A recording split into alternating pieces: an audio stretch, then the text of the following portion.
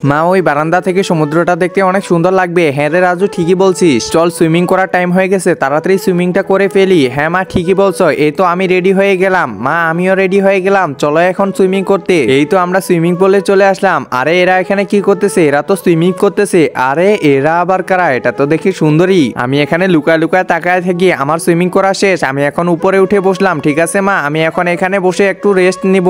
ওরে বাবা, অনেক ক্লান্ত হয়ে গেছে। আরে ওই মানুষটা ওইভাবে কি করতেছে? আমার তো সন্দেহ মনে হইতেছে, যাই দেখি তো কি করতেছে ওই লোকটা।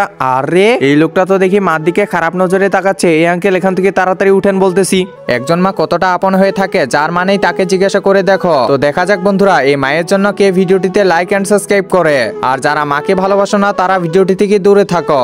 এখান থেকে যাও আঙ্কেল। আরে ধুর, যাবো না, যাবো না, এখনই ফোনটা ফেলে দিব। আরে দিও না ফোনটা ফেলে দিও না, এখনই দিলাম, এই যে দিয়ে দিলাম, এই যে দিয়ে দিলাম। আরে আমি চলে যাব, দিয়ে দাও। এই তো ফালা দিলাম। আরে আঙ্কেল, আমি তো ফোনটা ফালাই দিইনি, আপনাকে বোকা বানাইলাম। আচ্ছা বাবা, মাফ করে দাও এবারকার মতো। হ্যাঁ রাজু, ঠিকই করছিস, কেউ তোর মার দিকে এভাবে খারাপ নজর দিলে তুই এভাবে শাসন করবি।